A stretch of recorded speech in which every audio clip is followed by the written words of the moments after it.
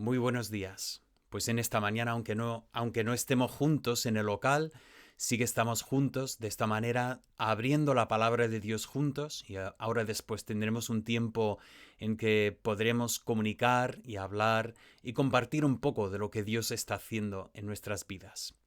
Vamos a aprovechar este tiempo y seguir nuestro tiempo juntos leyendo, en este caso, del Evangelio de Juan, el capítulo 5. Empezaremos a leer en el versículo 19. Si queréis leer conmigo, dice así la palabra del Señor. Respondió entonces Jesús y les dijo, de cierto os digo, no puede el Hijo hacer nada por sí mismo, sino lo que ve hacer al Padre. Porque todo lo que el Padre hace, también lo hace el Hijo igualmente. Porque el Padre a nadie juzga, sino que todo el juicio dio al Hijo, para que todos honren al Hijo como honran al Padre. El que no honra al Hijo, no honra al Padre que le envió.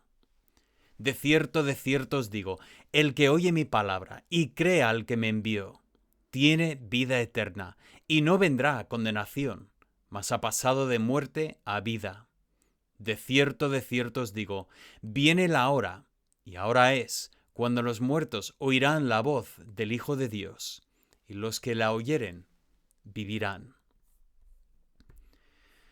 Pues este pasaje es lo que vamos a contemplar ahora en unos momentos, pero vamos a aprovechar y tener un momento para ir al Señor en oración y pedir que Él abra nuestros ojos.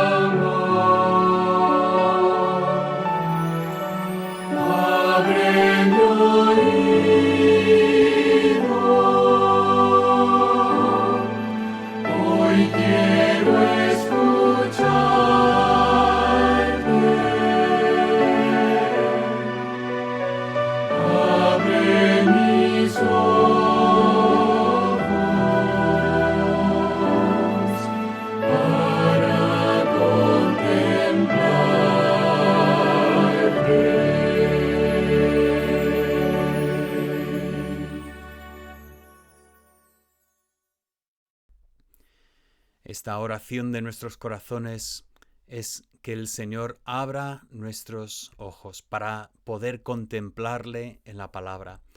Hoy vamos a continuar con estos mensajes que estamos mirando, estamos estudiando sobre estas frases de Jesús. Y nosotros hemos visto esta frase, esa frase que hemos comentado en que Jesús decía, de cierto os digo o te digo. Y nosotros vamos a hablar hoy de Juan capítulo 5, donde Jesús vuelve a utilizar esta frase en 3 ocasiones distintas. Nuestro pasaje, pues en 3 ocasiones vemos como Jesús dice, de cierto os digo, y como hemos dicho es una fórmula para resaltar la veracidad de un enunciado.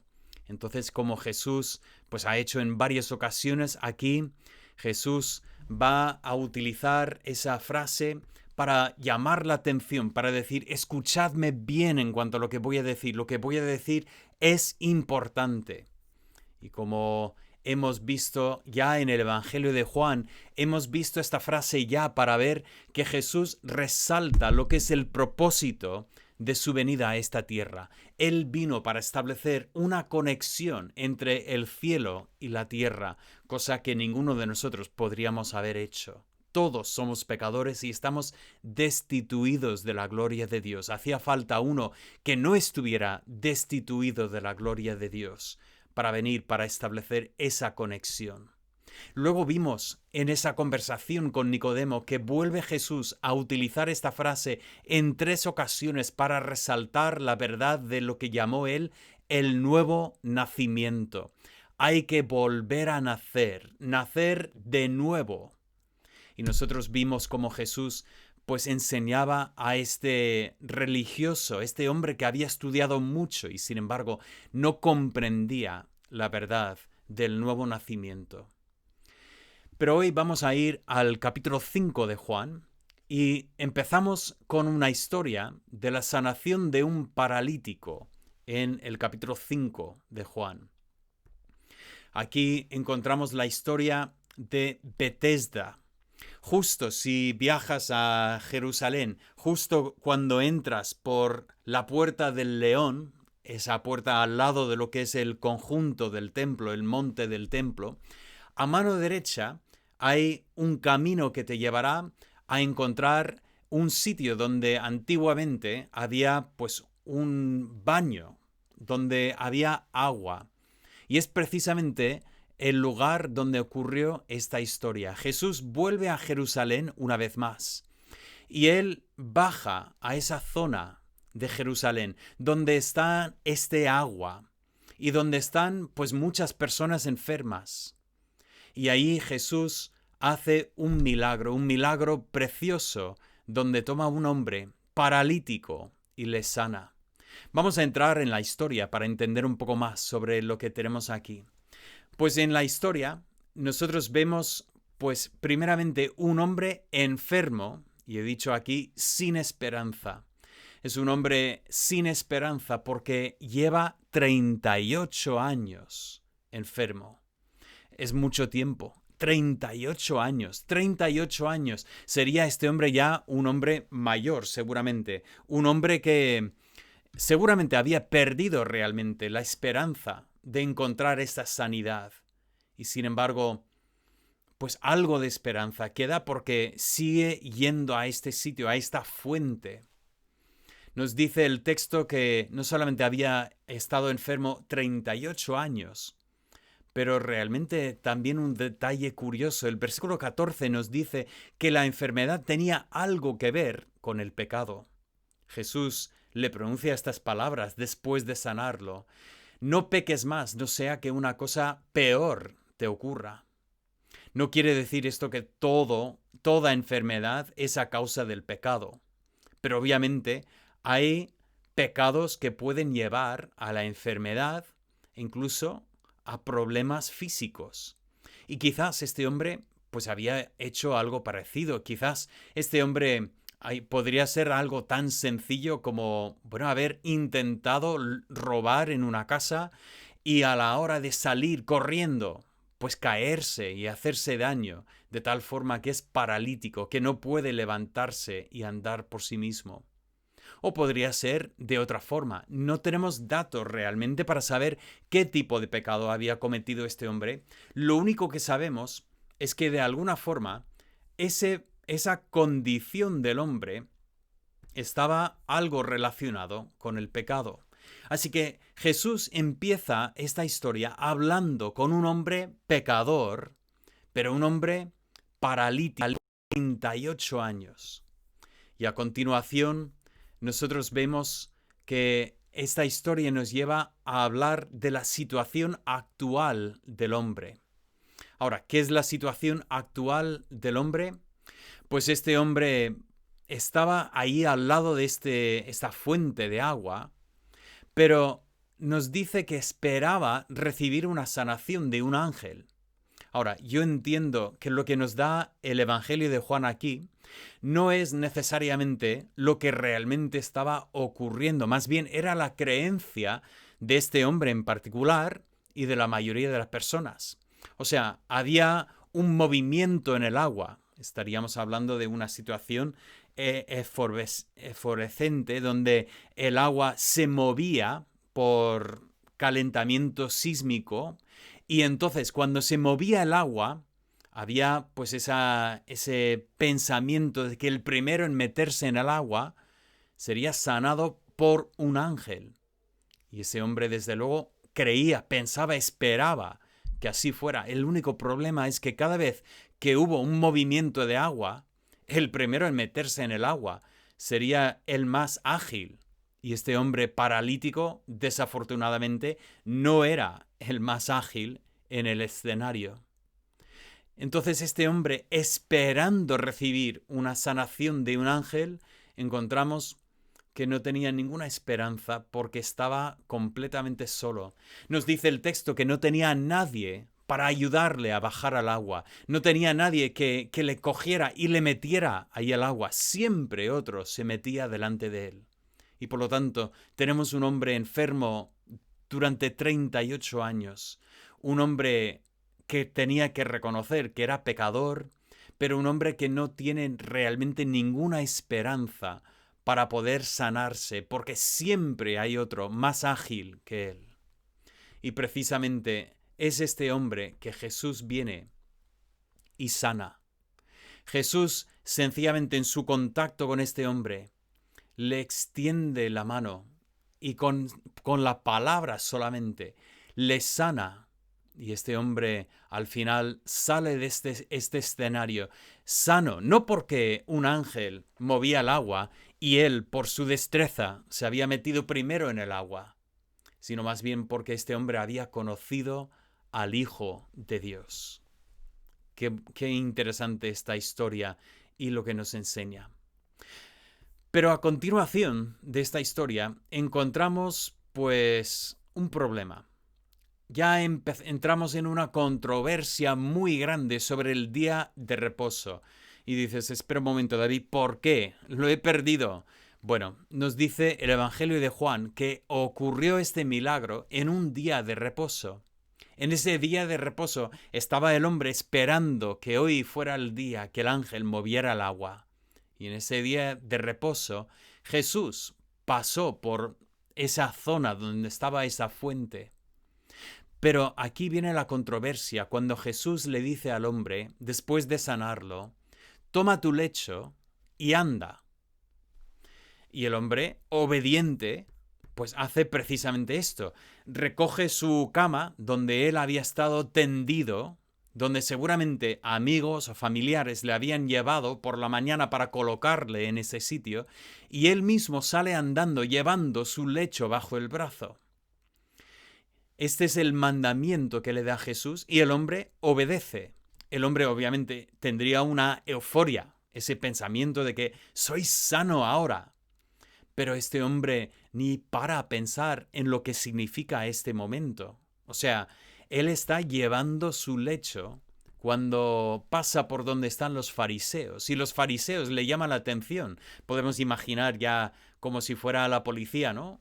Pita y dice, ¿tú a dónde vas con la cama así? Tú sabes que hoy es el día de reposo. No te es lícito hacer trabajo en este día. Ahora, quiero aclarar una cosa, y es importante siempre que entendamos estos temas. Cuando hablamos de esta situación, tenemos que entender que Jesús no pidió que este hombre violara la ley de Moisés. La ley de Moisés decía que no se debía hacer trabajo en el día de reposo, y Jesús no mandó a este hombre a hacer trabajo. Lo que ocurre aquí es que Jesús, con su mandamiento, se enfrenta con la autoridad de los fariseos. Ahora, los líderes religiosos habían definido el trabajo como pues llevar cualquier peso, y por lo tanto cuando lo ven llevando ese lecho, esa camilla, pues ellos creen que está en violación de la ley de Moisés. Pero no es que Jesús directamente estuviera realmente violando o pidiendo que violara la ley de Moisés. Por lo tanto, tenemos en esta historia ese enfrentamiento y luego después esa controversia al final les lleva a Jesús. Primeramente preguntan al hombre, ¿pero quién es el que te dijo que hicieras esto? Bueno, el hombre que me ha sanado. La lógica de este hombre es clara. Si este hombre tiene poder para sanarme, ¿tú crees que este hombre realmente va a contradecir la ley de Moisés? Entonces, este hombre dice, mira, yo he obedecido al hombre, que el hombre es alguien importante, es más potente que el ángel que mueve el agua. Por lo tanto, si él me ha dicho de hacer esto, lo he hecho. Y los fariseos le preguntan, ¿y quién es el que te dijo esto? Y es curioso, este hombre se da cuenta de que en ningún momento preguntó su nombre. En ningún momento le dijo, perdón, ¿quién eres que me has sanado? Y por lo tanto el hombre dice, pues no lo sé. Ahora estoy seguro, segurísimo, que los fariseos tenían una muy buena idea de quién era. Jesús ya tenía una reputación de hacer señales. Y por lo tanto, imagino que más de uno decía que era Jesús de Nazaret. Pero no tenían confirmación de que efectivamente Jesús estuviera en Jerusalén en estos días. Por lo tanto, ponen presión sobre el hombre para decir quién era el que lo había hecho. Empiezan a preguntar y al final este hombre no sabe quién ha sido, pero más adelante vuelve a encontrarse con Jesús en el templo y ya aprovecha para preguntar. Y de hecho aquí es donde Jesús le dice que no peque más. Pero cuando se entera de que era Jesús de Nazaret con el nombre, vuelve corriendo a estos fariseos para decirles quién ha sido la persona que le ha sanado. Y aquí entra entonces ese gran conflicto entre los líderes y Jesús otra vez. Ya han pillado a Jesús. Él ha estado pidiendo que una persona hiciera trabajo en el día de reposo, por lo menos según su forma de pensar. Ahora voy a saltar en el texto y vamos a ver un poco de lo que está ocurriendo en este pasaje. He puesto aquí los 3 testigos, porque lo que tenemos a continuación es este pensamiento de que hay 3 personas que dan testimonio de Jesús. ¿Quiénes son estos 3 testigos? Bueno, el primero lo encontramos en los versículos 33 al 35. Aquí encontramos que Jesús dice que Juan el Bautista ha sido el primer testigo de él. Eso había sido profetizado desde Isaías, que Jehová enviaría delante de su Hijo al mensajero, y éste prepararía el camino y daría testimonio de él. Y efectivamente así vino Juan y dio testimonio perfecto de Jesús. Él es el que levantó la voz y dijo, «He aquí el Cordero de Dios que quita los pecados del mundo». Así había dado testimonio de Jesús. Pero Jesús les dice a estos fariseos, dice, «Vosotros enviasteis mensajeros a Juan, y él dio testimonio de la verdad». Ellos habían preguntado a Juan, «¿Eres tú el Mesías?» Y Juan dijo claramente, «No soy yo el Mesías. Más bien, viene uno detrás de mí que era antes que yo, y yo no soy digno de desatar sus sandalias». Este pensamiento de que era antes que yo, eso es un testimonio muy, muy fuerte de que Cristo era preexistente, o sea, era antes de nacer Jesús de Nazaret, ya existía el Verbo, y el Verbo era con Dios, porque el Verbo era Dios. Así que tenemos este pensamiento primeramente de que Juan había dado testimonio de Jesús. ¿Y qué ocurre con esto? Pues nos dice el versículo 35, «Él era antorcha que ardía y alumbraba, y vosotros quisisteis regocijaros por un tiempo en su luz, mas yo tengo mayor testimonio que el de Juan». O sea, Juan era una antorcha, una luz brillante, y durante un tiempo los fariseos pues tenían algo de interés en él. Pero al final rechazaron el testimonio de Juan y vemos que ellos pues no continuaron adelante en ese camino. ¿Quién es el segundo testimonio que tenemos de Jesús? Bueno, realmente en este caso no es una persona. Más bien son las señales. Versículo 36 dice, «Yo tengo mayor testimonio que el de Juan, porque las obras que el Padre me dio para que cumpliese, las mismas obras que yo hago, dan testimonio de mí que el Padre me ha enviado». Qué interesante es justo lo que dijo Nicodemo. Nicodemo dijo, nadie puede hacer las obras que tú haces si no está Dios con él. Y aquí tenemos Cristo diciendo una vez más, era un testimonio, o sea, la razón por la cual Jesús hacía los milagros, las señales que hacía, era para dar testimonio, para que nadie tuviera excusa. Viendo las señales que él hacía, tendrían que haber sabido que era el Hijo de Dios. Pero hay un tercer testigo, y el tercer testigo se encuentra en la palabra de Dios, y específicamente aquí Cristo menciona a Moisés. Los fariseos, su gran orgullo era que estudiaban y entendían las Escrituras. Jesús les dice, vosotros escudriñáis las Escrituras porque a vosotros os parece que en ellas tenéis la vida eterna. Tenemos que tener cuidado, porque nosotros somos personas del libro, personas que estudiamos la Biblia, pero entendemos y debemos entender y debemos siempre recordar que realmente la vida eterna no se encuentra en estudiar las Escrituras. La vida realmente no se encuentra en nuestro conocimiento. Podemos estudiar mucho, conocer mucho, aprender muchísimo sobre la Biblia, pero cuidado, lo que realmente trae provecho a nuestra vida espiritual es conocer a Cristo por medio de las Escrituras. Es interesante, no sé si has hablado alguna vez con los testigos de Jehová, pero es una religión humana, una religión que enseña una salvación por obras. Y esa salvación por obras pasa por dos caminos. Primeramente, por estudiar la Biblia y en segundo lugar, por ir y predicar esa palabra por las calles, intentar pues ganar prosélitos, o sea, intentar convencer a personas. Pero es una religión que está basada en estudiar mucho. Y cuanto más estudias, así tienes esperanza de entrar en el reino de Dios.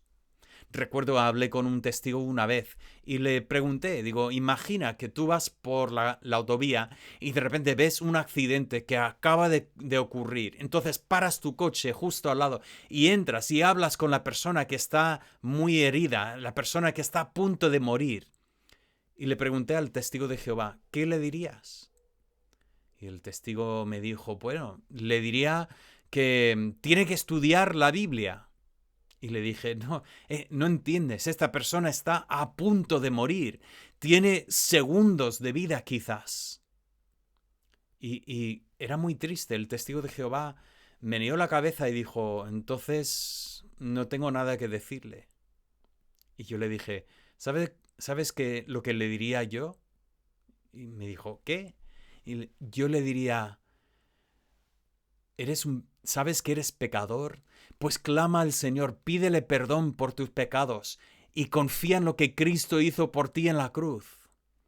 Igual que aquel ladrón en la cruz, en los últimos instantes en su vida, encontró paz espiritual reconociendo su pecado y confiando en Cristo. Pues también hasta el día de hoy, una persona que tiene unos segundos de vida todavía tiene esta esperanza. Ese es el mensaje bíblico, pero ese no es el mensaje de la religión humana. Así que tenemos aquí ese testimonio. Cristo dice que Moisés hablaba de mí.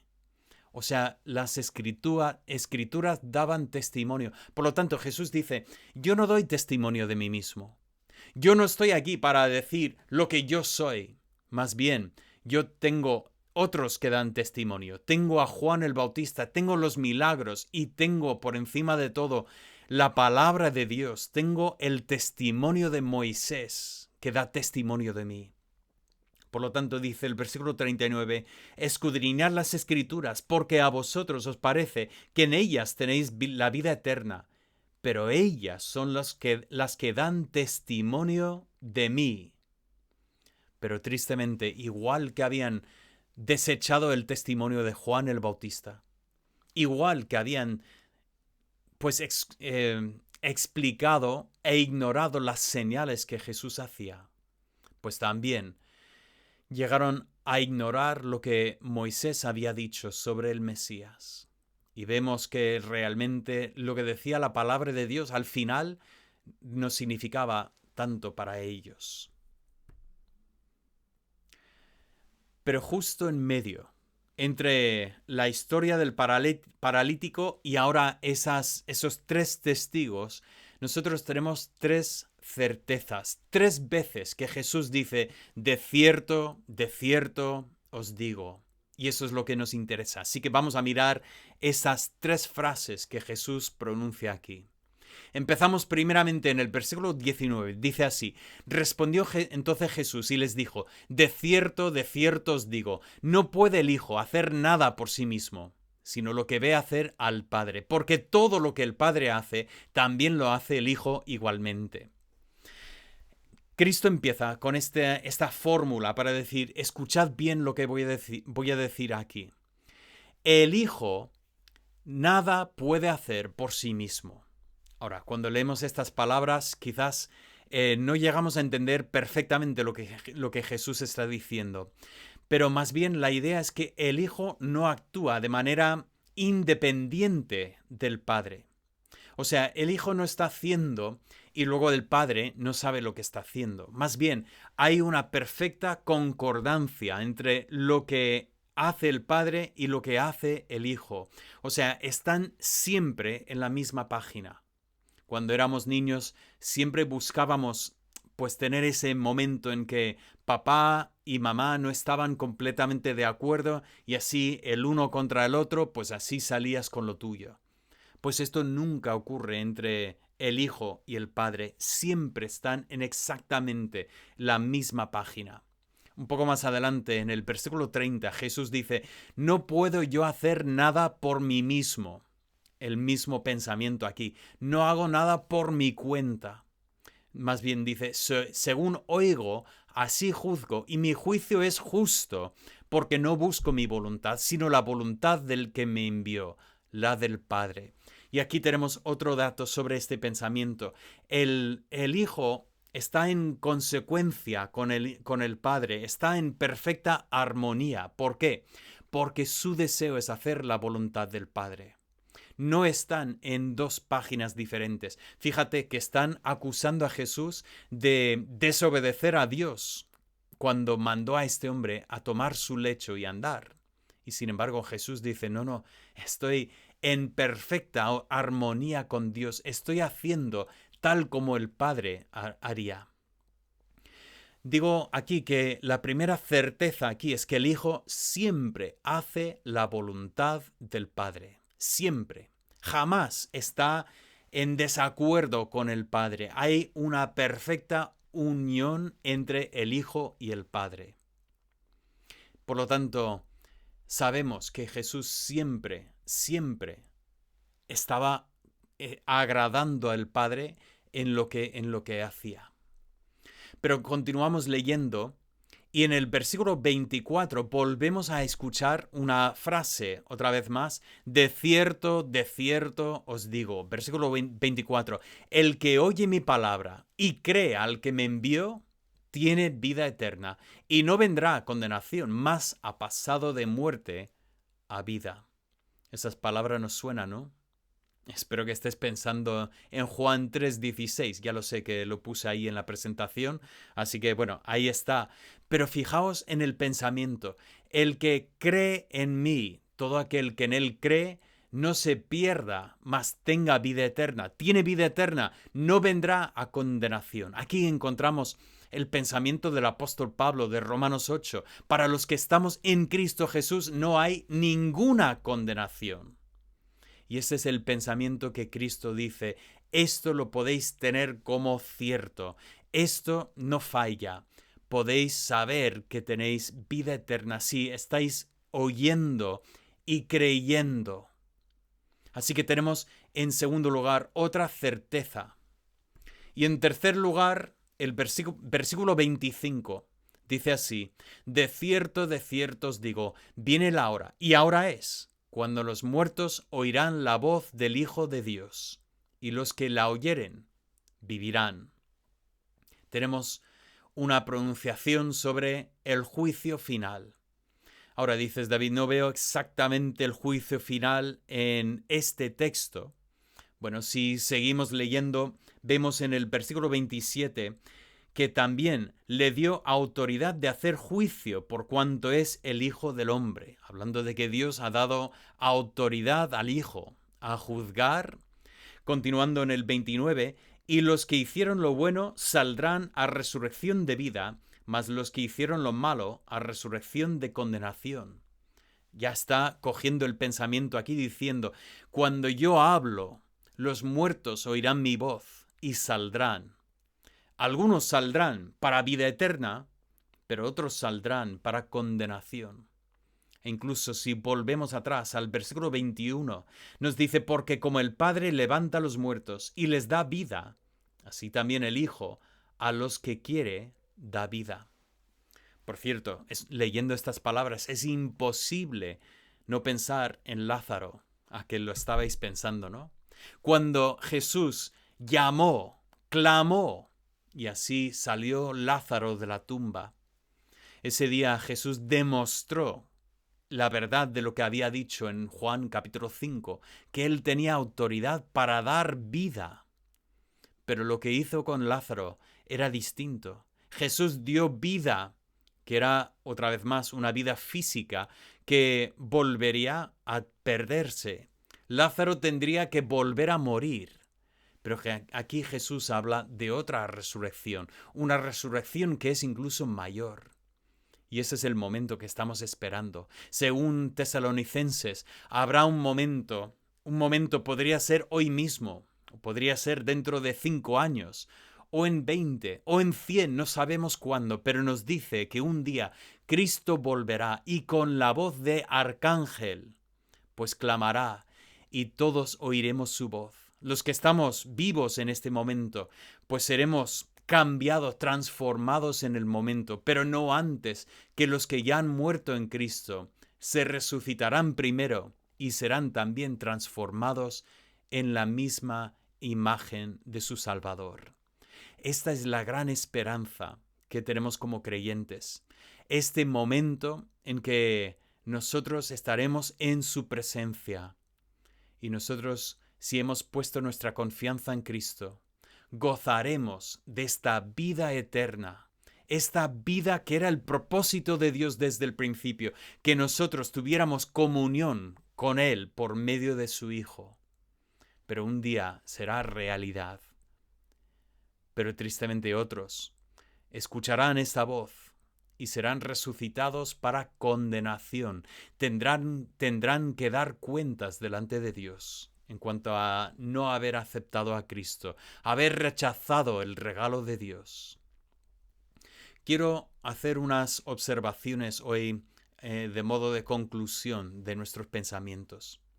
Quiero primeramente empezar con este pensamiento de la voluntad de Dios. Dios tiene una voluntad. Tiene una voluntad para ti y para mí. ¿Cuál es la voluntad de Dios? Muchas veces empezamos a pensar en cosas muy específicas como qué tipo de trabajo quiere Dios que yo tenga o con quién quiere que me case si no estás casado todavía. Si estás casado, está claro con quién quiere que estés casado. Pero muchas veces perdemos de vista de que la voluntad de Dios es en un sentido general mucho más fácil que esto. ¿Qué es la voluntad de Dios para mí? La Biblia dice claramente, la voluntad de Dios es vuestra santificación. La voluntad de Dios para ti hoy es que seas transformado más y más en la imagen de Cristo Jesús, que seas obediente más y más a lo que Él ha revelado en su palabra, que la vida de Cristo se vea más y más y más en tu vida. Esa es la voluntad de Dios para nosotros hoy. Y me llama la atención como Jesús dice, de cierto, yo hago la voluntad de Dios. Y hago la pregunta, ¿tú y yo podemos decir lo mismo?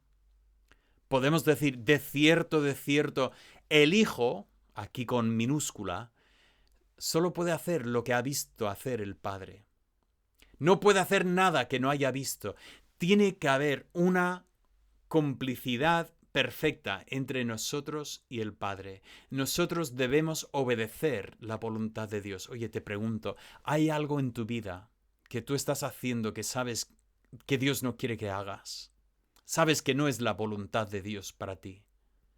Si hay algo así en tu vida, hoy es un día que Dios, por su Espíritu Santo, está poniendo el dedo en esto diciendo, tienes que arreglar eso. No quiero que esto forme parte de la vida de un hijo mío. Oye, si somos hijos de Dios, vamos a permitir que Dios realmente se manifieste en nuestras vidas. En segundo lugar, noto aquí la importancia de creer. Hemos enfatizado esto la semana pasada, pero vuelvo a enfatizar esto. La importancia de oír su voz y creer. Oye, está bien estudiar la Biblia, está bien venir a la iglesia, está bien todo esto, pero cuidado, no perdamos de vista la importancia de realmente por medio de las escrituras, por medio de venir a la iglesia, de juntarnos con los cristianos, que estamos conociendo a Cristo, estamos creyendo más y más y más en Él. Eso es lo importante, es lo único que puede salvarnos. Y en tercer lugar, quiero hablar de la esperanza del creyente. Qué bonito es pensar que nosotros tenemos esta esperanza, una esperanza viva.